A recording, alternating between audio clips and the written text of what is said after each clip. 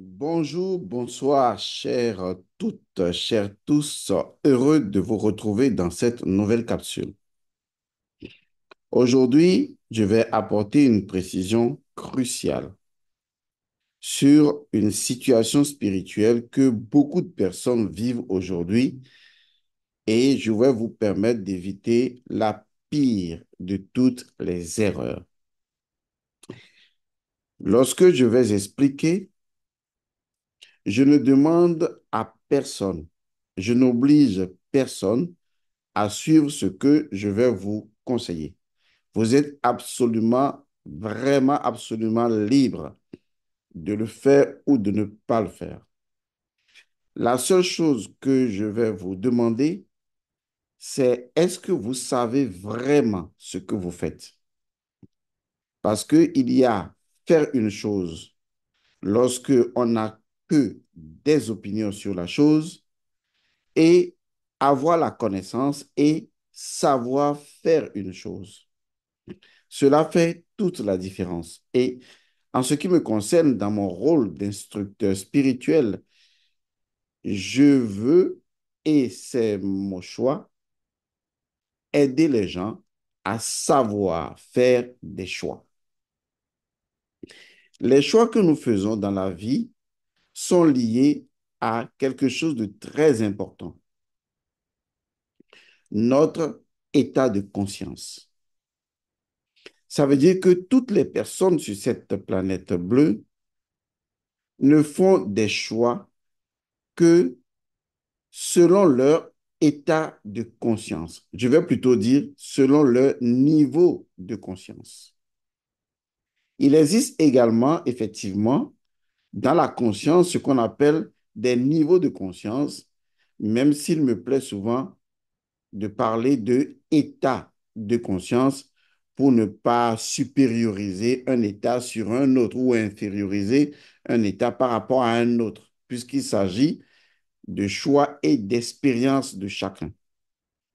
De façon claire et nette, cela veut dire que plus vous avez de la connaissance à propos de quelque chose ou même de la vie en général, plus vous êtes en mesure de faire des choix clairs, concrets et avisés. Lorsque vous n'avez pas de connaissance, ni de la connaissance, ni de la compétence spirituelle sur des choses données, eh bien, vous faites des choix compte tenu de votre niveau actuel de conscience et de connaissance. Il faut savoir que c'est votre niveau de conscience qui définit votre niveau de connaissance, car c'est lorsque vous êtes à un niveau de conscience que vous êtes en mesure de comprendre les réalités de ce niveau de conscience, devenant ainsi de la connaissance pour vous. Plus votre niveau de conscience évolue, plus votre état de conscience évolue, plus vous êtes en mesure de faire des choix judicieux. C'est pourquoi on reviendra toujours à l'expression ultime, mon peuple périt faute de connaissance. Mon rôle à moi, c'est de vous apporter la connaissance idoine afin que vous soyez en mesure de faire par vous-même vos choix. Mais au moins, vous savez. Vous savez ce que vous faites. C'est surtout ne pas savoir ce que l'on fait qui pose problème. Donc, s'il y a des personnes qui vont critiquer ce que je vais dire, vous êtes absolument libre de critiquer. Mais ce serait plus intelligent de ne même pas critiquer et de laisser chacun faire son choix. Et vous également, vous faites votre choix. Allons à l'essentiel. Dans plusieurs émissions passées, et je vous renvoie à ces émissions, j'ai parlé donc de Mamiwata, généralement appelée la déesse des eaux. Dans certaines capsules, j'ai fait une précision importante. Je vous ai expliqué qu'il y a la Mamiwata, c'est-à-dire la déesse même primordiale de l'eau, et il y a les Mamiwata, c'est-à-dire les entités de l'eau, et que les deux ne sont absolument pas la même chose. Et quand j'ai expliqué, il y en a qui ont compris, parce que j'ai également dit que la Mamiwata, la déesse de l'eau, Et quand je parle de l'eau, je ne parle pas simplement de ce qui est aqueux, c'est-à-dire du liquide. Je parle du principe premier avant que l'eau ne soit eau, de son principe premier. Et je parle en ce moment de la déesse de l'eau ou de la déesse des eaux. Il faut comprendre quand la métaphysique parle des eaux, il s'agit en réalité d'une métaphore qui indique clairement un principe primordial, un principe maternel, un principe fondamental qui est à l'origine de l'un des quatre éléments. Mais ce dont je veux vous parler, c'est pour ça que je parle avec précision et que les gens ne se confusionnent pas et que ces gens ne rentrent pas dans des batifolages linguistiques absurdes et incompétents. Je voudrais attirer votre attention sur le fait que ce que je voudrais discuter avec vous, que je discute avec vous en ce moment, ne concerne pas la mamiwata fondamentale primordiale qui n'a besoin en réalité d'aucun rituel ou qui n'a pas du tout besoin d'hôtel, qui n'a pas besoin de tout le folklore qui est fait autour de sa personne, même si c'est ce que les gens vous font croire. C'est absolument faux. Mais je veux vous parler ici des entités de l'eau, des mamiwata, en quelque sorte, entre griffes, bien sûr, dont certains praticiens vous parlent lorsqu'ils vous disent, par exemple, que vous êtes influencé par une entité de l'eau. C'est de là que je voudrais justement parler. Donc, vous voyez, j'apporte une précision. Donc, il arrive que vous soyez un homme ou que vous soyez une femme, que vous rencontrez ou que vous fassiez vous-même votre propre oracle, et que vous trouvez que vous êtes influencé par une entité de l'eau. En ce moment, les gens vous disent que vous êtes influencé par Mamuata, une entité de l'eau. Les gens vous parleront même de sirène et les gens vous parleront de beaucoup d'autres choses. Laissez-moi d'abord vous expliquer ce que cela signifie et laissez-moi également vous dire qu'il y a une erreur, une véritable erreur à ne jamais faire parce que si vous la faites, eh bien, c'est mal barré pour vous, quel que soit ce que des pseudo-compétences spirituelles vont vous dire. Et comme je l'ai dit, les choix que nous les faisons compte tenu de notre niveau de conscience et de notre niveau de connaissance. Et si d'autres personnes vous disent que c'est ce qu'elles ont choisi de faire, c'est selon leur niveau de conscience et leur niveau de connaissance. Mais que chacun réévalue ce qu'il prétend connaître à propos d'une chose avant de prétendre connaître ou avant même de dire je connais et de prendre des décisions proportionnellement à sa connaissance ou à sa soi-disant connaissance. Et donc, je vais me répéter, il arrive que dans une consultation, on trouve que vous êtes influencé par une ou des entités de l'eau.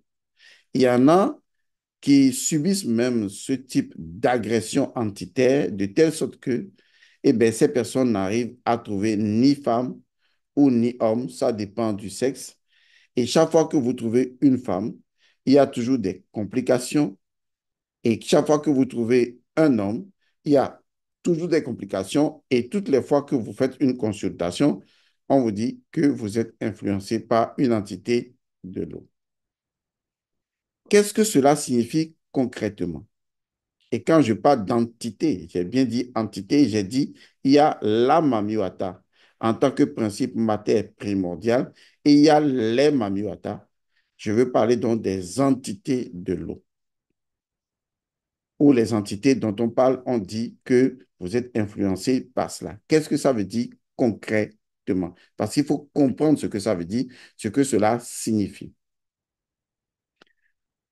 Tous les êtres humains sont constitués des quatre éléments, c'est-à-dire à savoir la terre, l'eau, l'air et le feu. Ces quatre éléments sont également appelés des entités. On vous parlera de l'entité de l'eau, de l'entité de terre, de l'entité de l'air et de l'entité de feu. Mais au-delà de ce que ces éléments physiques représentent dans la vie, Ces éléments possèdent également donc des entités qu'on appelle des unités de conscience, car une goutte d'eau est une entité. Donc, imaginez tout ce qui constitue l'ensemble d'un océan et vous avez ce qu'on appelle des entités de l'eau. C'est un exemple que je vous donne. Il en est de même, par exemple, des grains de sable. Si on veut parler des entités de la Terre, car chaque grain de sable est une expression physique d'une entité. Et imaginez les grains de sable et vous en avez suffisamment. Il en est de même de l'entité de l'air et de l'entité des entités du feu. Maintenant, revenons donc à ce qui constitue les entités de l'eau qu'on appelle souvent pour vous les Mamiwata. Je ne dis pas la Mamiwata, je dis les Mamiwata parce que je veux parler des entités. Il y a une grande différence entre les deux. Et je vous donnerai la précision maintenant. Donc, en ce qui concerne les entités de l'eau, il y en a une infinité d'entités de l'eau. On ne peut même pas les compter parce que justement, la nature a besoin des entités de l'eau pour qu'il y ait de l'eau. C'est pourquoi on les appelle le principe de l'eau ou les principes de l'eau. Vous pouvez avoir de l'eau de la rivière, vous pouvez avoir de l'eau de la lagune, du lac, des océans et des différentes formes d'océans. Vous n'avez pas les mêmes entités de l'eau. En fait, elles sont toutes appelées entités de l'eau, mais elles n'appartiennent pas, disons, au même milieu aquatique. Et il y a des caractéristiques différentes pour chaque entité de l'eau. Mais de façon globale, on les appelle toutes des entités de l'eau parce que ce sont les principes qui font que l'eau est de l'eau maintenue de l'eau. Parce que sans les entités de l'eau, il n'y aurait pas de l'eau. La fonction primaire des entités de l'eau, c'est de veiller à ce que l'eau demeure de l'eau. Est-ce que vous comprenez cela? Parce que si ces entités disparaissaient d'un seul coup, il n'y aurait plus de l'eau. L'eau disparaîtrait également. Donc, ce sont ces entités qui font que l'eau est l'eau. Je vous ai déjà expliqué ce que c'est qu'une entité. Parce qu'il faut expliquer les choses. Arrête. Je vous ai expliqué ce que c'est qu'une entité. Une entité, c'est une unité énergétique qui possède sa propre loi ou qui possède une certaine récurrence. Cela veut dire que c'est une unité de conscience, une énergie automate, c'est-à-dire une énergie qui est capable de créer et de maintenir une situation matérielle dans la durée. Donc, quand vous prenez de l'eau, par exemple, s'il n'y avait pas d'entité de l'eau, eh bien, l'eau ne serait pas de l'eau. Or, l'eau est constituée d'une infinité de gouttes ou de gouttelettes d'eau. C'est vrai qu'on ne peut pas les quantifier. C'est ce qui fait qu'il y a une infinité d'entités de l'eau. Et ça, il faut vraiment le garder à l'esprit. Ces entités de l'eau travaillent pour que l'eau demeure de l'eau. Et jusque-là, justement, on ne voit pas fondamentalement la mère même qu'on appelle Mamiwata encore là, parce qu'elle est la mère fondamentale des eaux. Et là, on est juste en train de parler des entités de l'eau. C'est pourquoi il faut vraiment faire la différence entre les deux. Maintenant, à quel moment peut-on dire que quelqu'un est influencé par une entité de l'eau?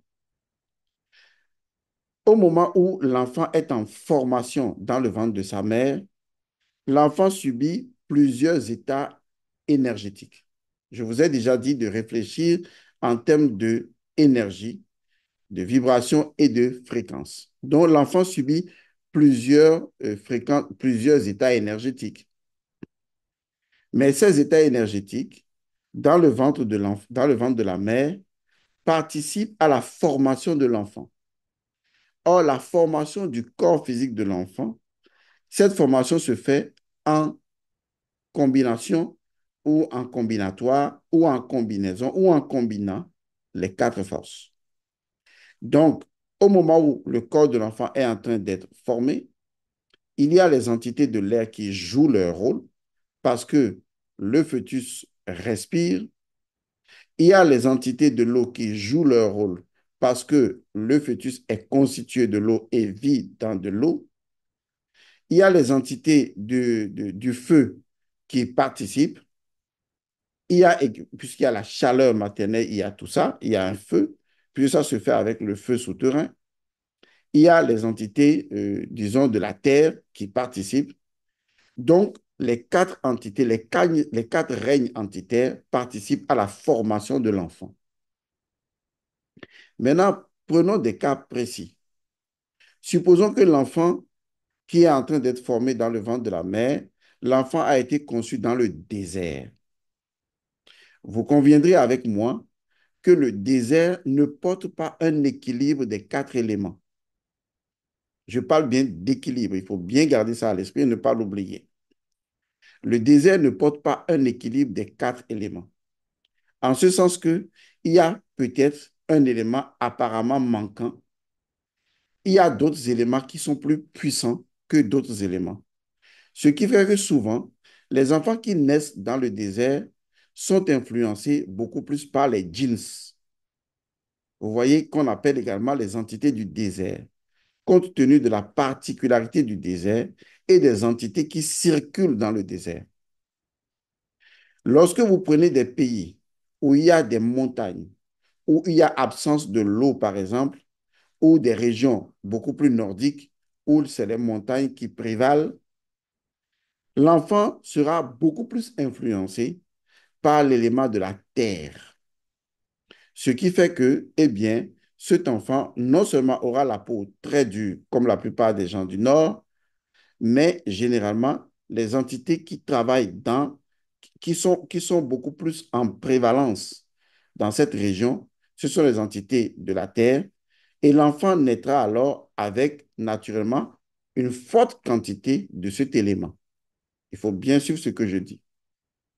De la même manière, lorsque vous avez les gens qui sont au niveau des côtes, comme par exemple les pays côtiers, qui sont au niveau donc de tout ce qui est liquide, élément aqueux, et que la femme tombe enceinte et vit dans cet élément ou dans cet environnement, je vais d'abord dire comme ça, l'élément qui domine, vous voyez, l'élément dominant, c'est forcément l'élément eau. Du coup, la plupart du temps, les enfants qui sont nés dans les zones côtières, en majorité, sans même aucune consultation, sont influencés en majorité par des entités de l'eau. Cela signifie alors quoi concrètement? Cela signifie que lorsque dans l'instance, et je pèse le mot, lorsque dans l'instance des quatre éléments, un élément arrive à avoir une ascendance sur les quatre autres et les trois autres éléments, et que cette ascendance lui est accordée soit par son abondance, soit par son absence ou son manque crucial, cela veut dire que l'enfant qui va venir au monde portera un déséquilibre de cet élément. Que l'élément soit en surabondance ou en manque, c'est un déséquilibre. Parce que vous ne voyez que des éléments comme l'eau, l'air, la terre et le feu. Mais en réalité, il s'agit de la prévalence d'une classe d'entités sur les autres classes d'entités. Ça veut dire en clair que si l'enfant est né dans une zone côtière et que c'est les entités, et je vais dire les entités, c'est toujours pluriel, les entités de l'eau qui prévalent, soit de par leur abondance, est-ce que vous voyez? Ça veut dire que les autres entités sont donc pratiquement soumises. Est-ce que vous voyez? Les autres entités sont pratiquement soumises à l'entité en question, qui est l'entité, qui sont les entités de l'eau. Ce qui fait que, eh bien, l'enfant ou la personne sera naturellement déséquilibré ou soumis aux entités de l'eau. Il en est de même des autres entités. C'est en cela qu'on dit que telle personne est possédée ou est sous l'influence de telle entité. Et ça, c'est quelque chose d'important à garder à l'esprit. Excusez-moi, je vais faire une petite précision.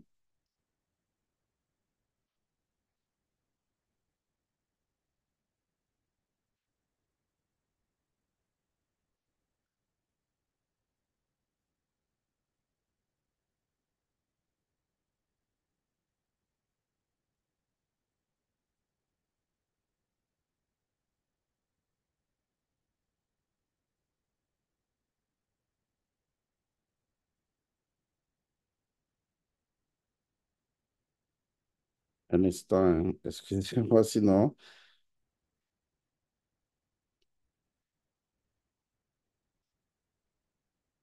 Bien.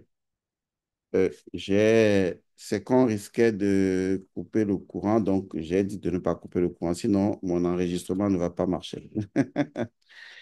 Alors, donc, comme je le disais tantôt, il faut comprendre que à partir du moment où les entités sont en manque crucial ou en surabondance, eh bien, une minute encore, excusez-moi vraiment.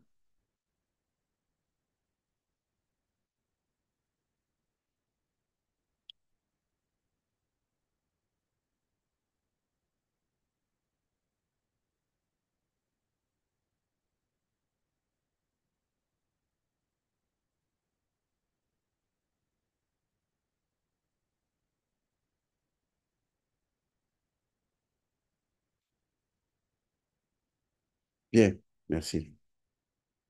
Donc, à partir du moment où un élément est en surabondance ou que l'élément est en manque, eh bien, ça devient l'élément qui crée le déséquilibre.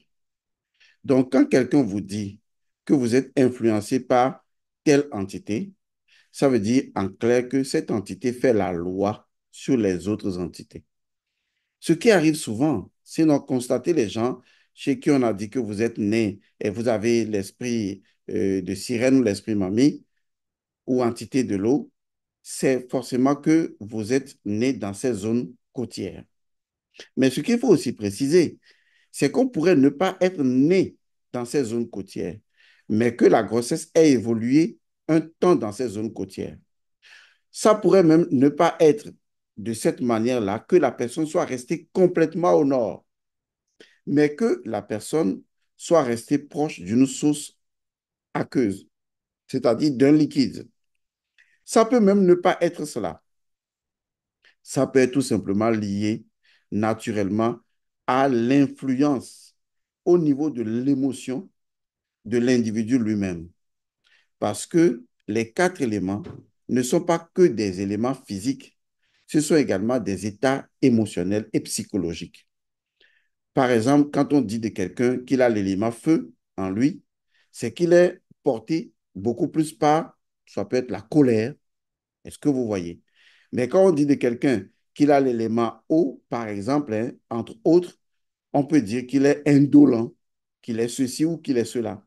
Donc, la personne pourrait ne pas être proche, disons, d'un océan, mais à la naissance de l'enfant, on dira que l'enfant est influencé par une entité de l'eau. Parce qu'en fait, le caractère du parent ou le caractère des parents ou le caractère de ce qui a beaucoup plus influencé l'enfant permet de le situer dans une catégorie vibratoire, car les quatre éléments ne sont que des fréquences vibratoires.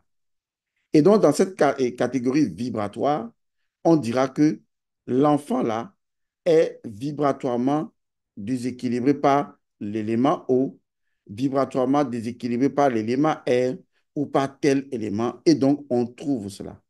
Et donc, l'élément ou l'outil qui permet de détecter cette information, c'est l'oracle. Tout comme je l'ai dit pour les jumeaux, c'est l'oracle qui dira, vous êtes influencé par telle entité. Donc, maintenant, venons au cas où on dit, vous êtes influencé par une entité de l'eau, puis c'est ce qui nous intéresse aujourd'hui. Comme je l'ai dit, ça veut dire que vous êtes influencé soit en surabondance ou en manque total, et donc ça apporte un déséquilibre aux autres éléments. À partir de là, qu'est-ce qui va se mettre en place? Vous avez une solution. Il faut créer ce que les gens, les métaphysiciens appellent l'équilibre. On appelle cet équilibre-là l'équilibre élémental. L'équilibre élémental veut dire tout simplement que on a constaté chez l'individu que la proportion divine entre les quatre éléments est inadéquate. C'est-à-dire qu'il y a une disproportionnalité vibratoire entre l'élément l'eau et les autres éléments, ou entre l'élément de la terre, l'élément du feu, l'élément de l'air, les trois avec l'élément de l'eau. Parce que la loi qui s'applique aux quatre éléments est la loi de la divine proportion. Parce que ces éléments-là, c'est comme préparer en cuisine. Je vais vous donner cet exemple. Lorsque vous préparez en cuisine, vous avez plusieurs ingrédients. Considérez que ces ingrédients sont au nombre de 4 et que, je dis n'importe quoi, dans ces ingrédients, il y a tel élément, il y a tel élément, tel élément et tel élément. Ce sont les 4 ingrédients que vous devez associer à un repas, par exemple. Imaginez un instant que il est vrai que vous n'apporterez pas la même quantité de chaque élément dans la préparation. Est-ce que vous voyez? Ce n'est pas parce que je vais apporter 1 gramme de tel élément que je vais apporter 1 gramme de l'autre élément. Ce n'est pas une question de poids. C'est une question de divine proportion. Et ça, il faut le comprendre. Ce qui veut dire qu'en clair, lorsque je prépare et que j'apporte les 4 ingrédients, je dois veiller à ce que le mélange des 4 ingrédients, lorsque je vais à la fin goûter le plat, je ne vais pas voir qu'il y a un ingrédient qui est plus qu'un autre ingrédient, ou qui est plus qu'un autre ingrédient, ou qui manque. Vous voyez, si ça manque, ça arrive, hein, vous vous rappelez, des fois, on vous dira, oui, la nourriture est bonne, mais il manque un peu de, il manque un peu de. Vous voyez, c'est ce que disent souvent les spécialistes, ceux qui sont dans la dégustation.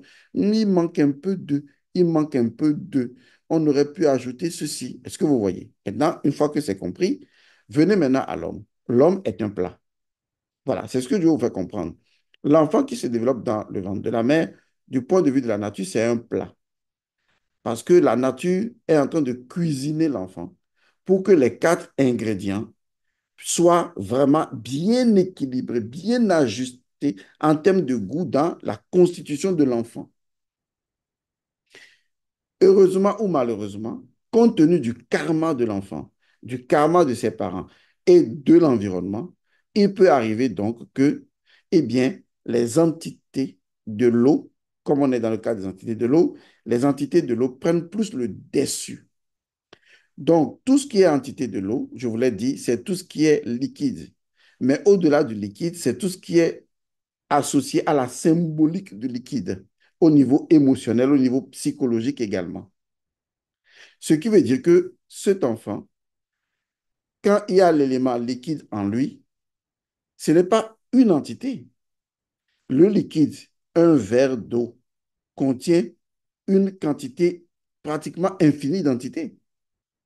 Imaginez simplement, comme je vous l'ai dit, dans un verre d'eau, la quantité de gouttes d'eau qu'il y a dans un verre d'eau, sachant qu'une goutte d'eau représente une entité, en fait. Donc, vous avez devant vous des milliards et des milliards d'entités que vous buvez tous les jours. Et donc, à partir de ce moment, l'enfant qui est fabriqué dans le ventre de la mère, qui est donc dans la cuisine de la nature, il arrive donc que les 4 ingrédients ne soient pas bien ajustés et que, bon, on remarque que l'ingrédient eau est en trop grande quantité ou en manque.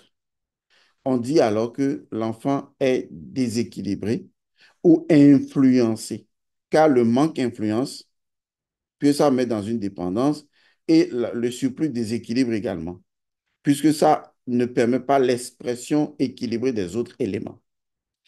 Quand nos ancêtres avaient découvert ça, ils ont mis en place une stratégie qui correspondait à l'ère des poissons, du taureau, du bélier, mais qui ne correspond plus à l'ère du Verseau. Ils avaient pensé à mettre en place un hôtel. Qu'est-ce qu'un hôtel? Un hôtel, c'est Hotep. Hotep, c'est la paix. Hotep, c'est la réconciliation entre les testicules de Seth et l'œil de Russe. C'est pourquoi un autel est toujours une représentation de la paix entre le monde spirituel et le monde terrestre. C'est pour ça que dans toutes les grandes civilisations, les gens ont toujours mis en place un autel. Un autel, c'est l'endroit où les dieux et les humains viennent faire la paix. C'est l'endroit où les dieux et les démons viennent faire la paix. C'est l'endroit où le monde céleste et le monde terrestre viennent faire la paix sous l'égide de l'humain. Car seul l'humain peut apaiser les 2 forces antagonistes. C'est lui qui vient les unir sur l'autel, sur Otep, sur la paix. L'autel représentant Otep, représentant également L'autel en soi-même est une offrande. L'autel déjà est une offrande. Il faut bien le comprendre. L'autel est une offrande parce que l'autel est Osiris qui permet la réconciliation entre les forces souterraines et les forces célestes, les forces chtoniennes et les forces épichtoniennes. Maintenant que c'est compris, c'est clair. Et donc, à partir du moment où les ancêtres avaient compris qu'il y avait un souci, ils se sont dit, OK, comment on va régler ce problème-là? Donc, ils ont dit, OK, on va faire un autel pour telle divinité. Donc, on peut faire un autel pour la divinité de Mamiwata. En fait, un autel pour l'entité de Mamiwata, je vais plutôt dire ça comme ça, qui influence cet individu en particulier. C'est pour ça que certains prêtres vaudous vont vous recommander de faire un autel. Parce que, je me répète peut-être, un autel, c'est un endroit qui s'appelle Otep, où les forces d'en haut et les forces d'en bas sont réunies, un peu comme une forme de réconciliation. Cela veut dire que en mettant en place, et je dis, ce n'est plus nécessaire pour l'aide du verso, même si les gens le faisaient, je vous explique la procédure et vous pouvez vous passer facilement d'un hôtel physique, hein. Dans la procédure ancienne, on vous demande de mettre en place un hôtel. Et sur cet hôtel-là, vous mettez toutes les valeurs physiques et spirituelles de cette divinité. Et donc, si c'est la divinité Mamuata, on vous demande de mettre tous les éléments associés à cette divinité. Tout ce qu'elle aime, parfum, bijoux, etc., pour orner l'autel. Donc, cet autel est dédié à Mamuata parce qu'il y a un prêtre Mamuata qui vous aurait donné le code pour installer cet autel. Jusque-là, j'espère que c'est clair. Maintenant, vous qui êtes influencé par l'entité de Mamuata, on vous dira de respecter certains jours par rapport à cette divinité et de lui faire des offrandes, de faire un certain nombre de choses et de faire certaines prières. Pourquoi on vous dit ça? Étant donné que c'est l'entité qui représente la légion entitaire qui domine ou qui en manque, on estime que en créant une magie autour de cette entité, c'est-à-dire une forme de sympathie. Vous voyez, c'est la sympathie. La magie, c'est la loi de sympathie. En créant une forme de sympathie à travers un autel, symbole de réconciliation entre les forces d'en haut et les forces d'en bas, symbole de réconciliation entre l'entité et vous, vous voyez, on estime que, eh bien, vous allez apaiser cette entité-là. Parce que comme c'est elle qui est la grande influenceuse de votre vie, vous allez maintenant l'honorer, vous allez lui donner des trucs, etc. Respecter ses jours favorables parce que les entités, les quatre, sont liées à des jours précis. Et on vous dit, en le faisant, eh bien, vous apportez un équilibre dans votre vie. Ce qui veut dire que de façon basico-basique, c'est comme si vous avez quatre continents. Et parmi les quatre continents, il y a un continent qui est surpuissant. Et donc, vous lui faites allégeance pour que les quatre continents se sentent bien. C'est aussi simple que ça. Ou il y a un continent qui possède des ressources, mais eh bien, qui ne figure nulle part et qui n'intervient pas dans l'économie des quatre continents. C'est un exemple. Eh bien, qu'est-ce qu'on fait? On va justement vers ce continent pour dire vraiment, on a besoin de tes ressources. Donc, étant donné que c'est l'entité influenceuse des quatre entités, on lui fait un hôtel, on fait les bric-à-brac et finalement, il y en a même tout un ensemble de procédures faisant partie d'un ensemble de grandes procédures. Et finalement, on dit, j'ai l'hôtel de Mamuata, je ne dois pas avoir des relations sexuelles tel jour, je dois honorer ceci, voilà les interdits, voilà, etc. Parce que à travers ça, on arrive à stabiliser l'entité. Voilà ce qui se présente. Il faut que je vous dise les choses clairement.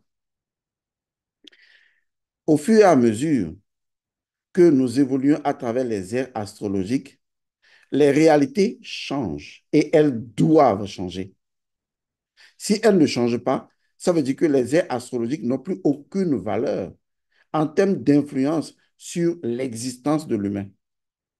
Or, tous nos ancêtres ont toujours respecté les ères astrologiques.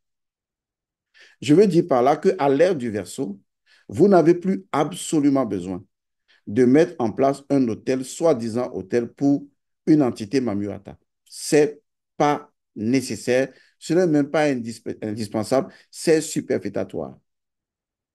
Ça veut dire qu'à la limite, et je vais le dire à beaucoup d'autres personnes, c'est une erreur spirituelle. Vous allez me dire, mais avant, pourquoi les gens le faisaient si c'est une erreur spirituelle? Vous ne comprenez rien. Vous ne savez pas que les choses évoluent selon les ères astrologiques et qu'il fut un temps, certaines choses qui étaient véritables, vérité, dans d'autres ères, peut s'avérer erronées dans d'autres ères. Parce que chaque ère astrologique libère une énergie particulière. Et donc, tu ne peux pas appliquer les choses d'une ère dépassée à une autre ère. Ce n'est pas possible. Sinon, qu'est-ce que vous foutez avec les téléphones portables? Jetez-les et vivez comme entre-temps. Pourquoi vous allez taper sur un ordinateur? Retournez à vos machines à taper, clou, clou, clou, et faites-le. Vous voyez, tout ce qui existe dans la nature évolue. Et les entités aussi évoluent. Et c'est ce que vous devez comprendre. Une entité a une durée de vie. Et les entités se renouvellent selon une cyclologie des ères astrologiques. Donc, quand je passe d'une ère à une autre ère, les entités sont renouvelées. Les entités de l'ère des poissons ne sont pas les mêmes entités de l'ère du Verseau. Non, pas du tout. Vous parlerez de l'eau, mais ce ne sont plus les mêmes entités. Pas du tout les mêmes entités. C'est ce qui fait que la plupart du temps, certains rituels de nos ancêtres sont dépassés et ne conviennent plus à nos réalités actuelles. À la limite, quand vous les suivez, ces rituels-là, vous risquez de vous rétrograder spirituellement. Il faut vraiment être précis. Tout évolue. Comme le dirait le précepte vaudou, la seule chose qui ne change pas, c'est que tout change. Et dans ce changement, il y a évolution, forcément. Et donc, ce qui se passe concrètement, c'est que les entités de l'ère de poisson, par exemple, sont en même temps dans un processus d'évolution que le tout cosmique, comme nous d'ailleurs, on est en processus d'évolution, et passer de l'ère des poissons à l'ère du Verseau nécessite une transformation au sein même des entités. Donc, si aujourd'hui, je vais faire un rituel associé aux entités de l'eau, mais qui te faisait à l'ère de poisson, mais que je veux le faire à l'ère du Verseau, j'ai un problème. C'est comme si je suis dans un pays, le gouvernement ancien est passé, et maintenant j'ai un autre gouvernement, et je viens maintenant apporter les noms des anciens gouvernements pour demander à ce qu'on me donne quelque chose. Le nouveau gouvernement va dire, mais non, si c'est ça, il faut retourner vers l'ancien temps et aller voir l'ancien gouvernement. Ça, c'est le nouveau gouvernement. Est-ce que vous voyez? Je vous donne beaucoup d'exemples pour que vous compreniez très bien. Donc, à l'ère du Verseau, il n'est absolument plus besoin de faire un hôtel, soi-disant pour Mamuata. C'est dangereux, c'est risqué, et je vous assure, c'est une erreur spirituelle. Laissez-moi vous expliquer ça correctement. C'est là que beaucoup de gens vous diront, non, on va faire ce... Comme je vais me répéter, s'il vous plaît, je ne vous force pas. Chacun est libre de faire ce qu'il veut. Mais vous avez besoin de la connaissance pour savoir si ce que vous faites vous sied. Et même après avoir eu la connaissance, vous pouvez toujours décider de le faire. C'est une question de choix et personne ne vous y oblige. Donc, arrêtez de vous conneuriser vous-même en écrivant des bêtises en bas des commentaires. Alors, de quoi je veux concrètement parler? Vous savez, posez-vous la bonne question. Questionologie oblige. Que cherchent vraiment les entités? J'ai parlé de la mer des eaux, mais je parle des entités de l'eau. J'ai fait dire la nuance ou même la différence. Maintenant, je vous pose une question. Qu'il s'agisse des entités de l'eau, des entités de l'air, des entités de la terre, quelles qu'elles soient, ou même d'autres entités qui ne sont pas des quatre règnes, quelle que soit une entité, qu'est-ce qu'une entité veut? C'est ce que vous ne comprenez pas. Je vais vous l'expliquer encore de façon basico-basique. Prenez quelqu'un, par exemple, qui est, je vais dire, accro à l'alcool ou au sexe. On dira donc que cette personne a développé des entités qu'il possède. Et même s'il a envie d'abandonner ses dépendances, il n'y arrive pas parce que ces entités finissent par avoir une certaine, de par leur loi de récurrence, ces entités finissent par le prendre en otage, le prendre au piège. On dit alors que l'individu est en dépendance ou même à la limite, il est possédé. Pourquoi cela arrive? C'est ça que je vais vous faire comprendre. C'est que ce qui vous différencie, vous, les humains, d'une entité, c'est le corps physique. C'est tout. C'est le corps physique. Vous, les humains, vous ne savez pas jusqu'à quel point le corps physique est précieux. Vous ne savez pas jusqu'à quel point votre corps, notre corps est précieux. Je vais le dire une troisième fois. Vous n'avez aucune idée de la valeur inestimable de notre corps physique. Vous ne savez pas. Ce qui crée le corps physique, c'est le sang. Et donc, le sang, sa valeur inestimable pour les entités. Ce qui fait qu'une entité est obligée de vous posséder. Vous voyez, quand je dis obligé, parce que quelle que soit l'entité que vous allez prendre, sa finalité sera de vous posséder. Il n'y a rien à faire. Si quelqu'un vous dit le contraire, il vous a menti. Est-ce que vous comprenez? Il vous a menti. Menti gros. La finalité d'une entité, c'est de vous posséder. Du point de vue de l'entité, ce n'est pas une possession de vous. C'est vous qui voyez ça comme une possession. Mais du point de vue de l'entité, il s'agit de l'obtention par cette entité d'un corps. Et vous, vous expérimentez ça sous forme d'une possession. C'est toute la différence. Pour l'entité, dans son énergie, la seule chose dont elle a besoin pour arriver à finaliser son processus d'instabilité stable, puisque c'est la nature d'une entité, elle est instable, elle a une double nature que j'appelle l'instabilité stable. Une entité, la seule chose qui lui manque, c'est d'avoir un corps humain. On me dira, mais oui, l'eau, c'est aussi un corps. Non. Une entité de l'eau ne s'exprime qu'à travers l'eau. On est d'accord. Une entité du feu ne s'exprime qu'à travers le feu. C'est pour une raison divine que ces entités ont été séparées. À partir de l'akasha, ces entités ont été séparées. Mais à partir du moment où une entité de l'eau commence à être adorée, à être vénérée, elle commence alors progressivement à prendre possession de votre corps en passant d'abord par son élément à lui. Et comme tous les quatre éléments ne sont que des modifications de l'élément primordial qui est l'akasha, et que l'akasha est présent dans tous les quatre éléments de toute façon, même séparés, puisque c'est l'akasha qui est leur source, eh bien, l'entité va évoluer avec vous et va acquérir non seulement la maîtrise de son propre élément dans votre corps, sous forme de vibration, puisque son élément est une vibration, mais va acquérir également la maîtrise des autres éléments, puisque votre corps est déjà unifié, est déjà combiné. Et dans votre corps, il est difficile de séparer l'un ou l'autre des éléments. Les éléments sont entremêlés, interpénétrés. Et donc, l'entité, déjà, en maîtrisant son élément, a déjà interpénétré les autres éléments. Du coup, cette entité, qui est censée n'être qu'une entité de l'eau, va commencer à acquérir, de par l'évolution que l'humain lui a accordée par son corps, l'entité va commencer à obtenir les autres éléments. Ceci peut arriver jusqu'à tel point que une entité de l'eau peut s'incarner à travers un corps. Vous avez entendu souvent des gens vous dire qu'il y a une entité de l'eau, l'enfant là est une entité de l'eau. C'est une entité de l'eau qui est venue. Oui, c'est vrai.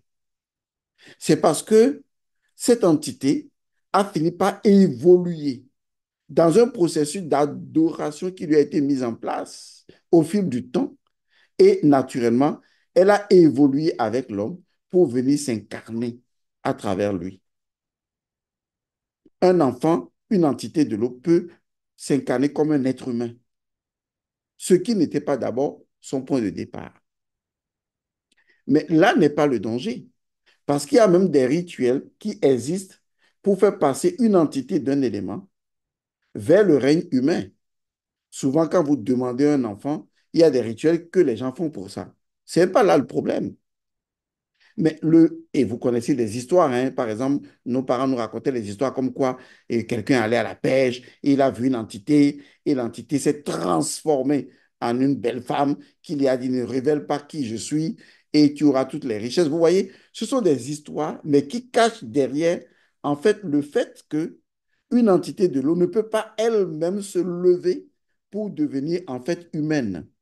Elle peut utiliser une apparence, mais elle ne peut pas parce qu'elle a besoin des autres éléments et elle a besoin de passer par une structure humaine, par l'énergie d'un être humain qui lui est favorable pour pouvoir devenir un être incarné. C'est pourquoi la relation de ces entités est toujours associée à une divinité, à une entité de l'eau qui est tombée amoureuse d'un être humain ou qui a dit, qui est devenue la femme d'un être humain. Vous voyez, cette relation est obligatoire. Donc, ce qu'il faut garder à l'esprit, c'est que si vous allez voir un ganga qui vous dit, vous êtes influencé par l'entité de l'eau, donc vous devez mettre en place un hôtel, faire les choses et l'honorer régulièrement, c'est une erreur. C'est une erreur spirituelle et c'est de la malveillance spirituelle. Parce qu'en réalité, cela n'arrangera absolument rien du tout. Même si, à un moment donné, vous semblez avoir de l'équilibre, est-ce que vous ne constatez pas que vous êtes condamné? Vous êtes condamné à continuer à vénérer cette divinité, cette entité. Et plus vous le faites, plus elle devient puissante parce qu'elle finit toujours par avoir plus d'énergie de vous, plus de conscience de vous, plus de panégyrique de vous, et elle deviendra vraiment très puissante. Demain, vous ne pourrez plus lui dire dégage. Ça ne se fera pas. Et le plus grand danger, c'est qu'en réalité, ces entités ne reconnaissent pas un contrat individuel. Le contrat qu'elles ont, c'est toujours un contrat lié au sang. Ça veut dire que même si demain vous mourrez, le contrat qui est tissé va vers votre enfant. Ce n'est pas un contrat intitulé personnel, non. C'est un contrat de famille. C'est un contrat de sang. Ça ne reconnaît que le sang. Donc demain, vos enfants seront influencés par cette divinité, même si il n'y a pas eu de contact, même si rien ne des parents n'avaient dit à ses enfants qu'il y avait telle divinité, vous êtes plongé dedans. Est-ce que vous voyez le danger? Et une fois que cette entité est incarnée à travers vous en partiellement, vous allez lui dire de partir. Vous blaguez ou quoi? Est-ce que vous savez ce que les entités jouissent du corps humain? C'est que vous-même, vous n'avez aucune idée de la valeur du corps humain. Est-ce que vous vous voyez, par exemple, comment vous jouissez du sexe, comment vous jouissez de la nourriture, comment vous jouissez des plaisirs, comment vous jouissez de l'accomplissement de ce que vous faites? Tout ça n'est possible que grâce à votre corps physique. Mais les entités n'ayant pas de corps, elles ne peuvent pas jouir de ces choses. C'est ainsi que Dieu a voulu leur état. Dieu les a mis dans ce qu'on appelle les instances. Quelque chose qu'on ne leur permet pas de jouir. On les a mis dans les instances. De telle sorte que nous pouvons les utiliser pour atteindre des objectifs bien précis. Elles sont toujours dans des instances. Est-ce que vous voyez? Mais dès le moment où elles signent un contrat, on appelle ça un contrat, avec l'humain, à travers des formes de mise en place d'hôtels et autres, ces entités commencent donc à influencer gravement votre vie. Et vous ne pourrez pas vous en débarrasser après. Ça va être difficile. Si vous voulez vous en débarrasser, les entités se mettent en colère parce que une fois qu'elles ont mis le grappin sur un corps, c'est difficile de s'en débarrasser. Elles se sont infiltrées partout de votre corps. Et plus vous faites l'effort de les dégager, plus elles prennent en otage votre corps. Elles vont vous contorsionner. Est-ce que vous voyez? Elles vont faire circuler des choses en vous. Elles vont vous battre à travers l'élément qu'elles ont en vous.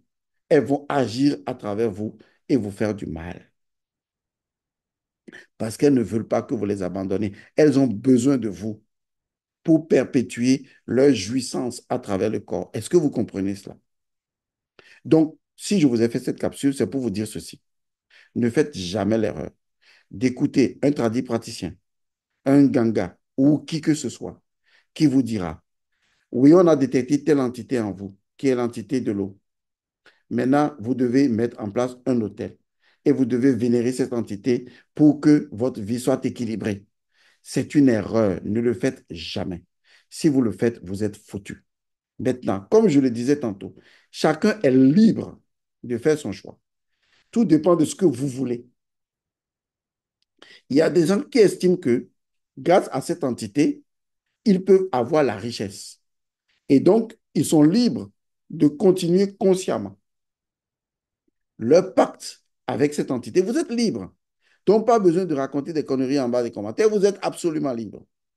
Ce que moi, je vous apporte de décent, c'est de vous faire comprendre que, quels que soient les contrats que vous allez signer, sachez que pour enlever ce contrat après, ça va être compliqué. Parce que vous avez joui de ce contrat et donc vous devez rendre ce dont vous avez joui. Ce qui fait que la plupart des personnes qui ont signé des contrats avec ces entités après leur mort sont obligées de rendre compte à cette entité de tout ce qu'ils ont joui de cette entité après leur mort avant d'espérer avoir la paix. Parce que si cette entité vous a aidé, comment ça va se passer après pour vous, selon vous? On ne signe pas de contrat avec ces entités parce que l'humain est supérieur aux entités. Revenir signer des contrats avec ces entités, se mettre sous l'égide d'une entité, soi-disant entité de l'eau, entité du temps, c'est inférioriser sa position d'humain qui est déjà supérieure et se mettre sous la coupole d'une entité qui va vous dominer alors que ça ne devrait pas être le cas puisque vous êtes Dieu au-dessus de ces entités. Mais votre ignorance écrasante et votre stupidité spirituelle vous a fait croire ou vous a fait accroire l'idée biscornue selon laquelle, en allant vers ces entités et en les déifiant, vous pourriez avoir des biens avec ces entités. Ces entités ne fonctionnent que sur la loi de Talion, à savoir, tu me donnes quelque chose et je te donne quelque chose. Si tu ne me donnes pas quelque chose, je ne te donne rien. Il faut bien comprendre comment ça fonctionne. Quelle que soit l'entité, elle n'a pas le pouvoir. C'est grâce à un contrat et encore à travers vous qu'elle va utiliser ce qui vous appartient et va vous le redonner. C'est pourquoi on les appelle des entités malignes. C'est comme quelqu'un qui sait que la richesse là est à votre père et donc vous appartient. Mais quand vous ignorez la loi, la personne vous fait croire que cette richesse ne vous appartient pas alors qu'elle vous appartient. Ensuite, la personne vous dit, bon, si vous voulez que moi je vous aide à avoir la richesse, ben, il faut faire un contrat avec moi. Et vous faites le contrat avec la personne et la personne vous donne déjà les richesses qui vous appartiennent. Est-ce que vous comprenez ça? En vous faisant croire que c'est elle qui vous donne ces richesses. Ce qui fait que vous l'encouragez en l'adorant plus et en lui ouvrant les portes de votre corps. Et in fine, ben, l'entité aura gagné par duperie. Oui, par duperie. Elle vous aura eu. Parce qu'elle vous aura donné peut-être une partie même de ce qui vous appartient naturellement, mais vous lui aurez tout donné, alors qu'en fait, elle ne vous a rien donné. Il faut bien comprendre que l'être humain est supérieur aux quatre éléments. C'est pourquoi il en a la combinaison. C'est pourquoi il est au-dessus de la kasha. C'est pourquoi il est esprit transcendant.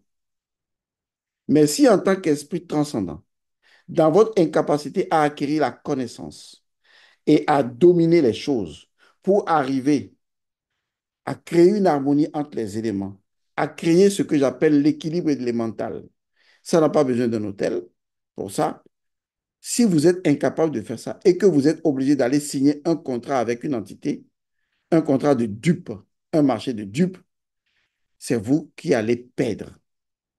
Et ça, vous allez perdre. Regardez ce qui se passe avec vos enfants déjà. Les gens vont consulter, on dit de l'enfant qu'il y a ton père ou ton grand-père qui a telle divinité, tel enfant qui a tel esprit. Et vous ne vous en sortez pas parce que c'est un contrat de sang. Maintenant, la question qu'on pourrait me poser est la suivante. Est-ce qu'il y a une solution lorsqu'on est déjà empêtré dans cette situation? Est-ce qu'il y a une solution pour se libérer de ces entités? Si, entre-temps, je souffre de ce qu'on appelle un déséquilibre élémental, c'est-à-dire on a diagnostiqué spirituellement chez moi qu'une entité est prévalente et que c'est elle qui est l'influenceuse de ma vie, est-ce que ou qu'est-ce que je peux faire pour que l'équilibre des quatre éléments soit, ce qu'on appelle l'équilibre élémental soit?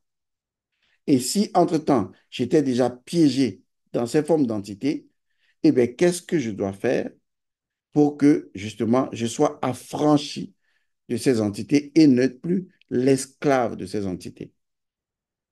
C'est pourquoi je prône la souveraineté spirituelle. Là où je suis, avec tous mes étudiants qui me connaissent, demandez-leur, dans notre école et dans notre spiritualité, il n'existe aucun endroit où vous verrez qu'on est en train d'adorer des entités. Ça n'existe pas. On utilise les quatre éléments pour agir parce que nous sommes le magicien, nous sommes le mage et nous agissons en tenant compte des lois supérieures qui gouvernent les lois inférieures. Mais nous ne faisons aucun contrat avec aucune entité, c'est dangereux. Prendre une entité comme Dieu et l'adorer, c'est descendre au niveau inférieur. Et ce n'est pas quelque chose que je vous conseille. Je vous remercie d'avoir suivi cette capsule. Je vous retrouve dans une autre capsule. Paix et bénédiction à vous. Merci.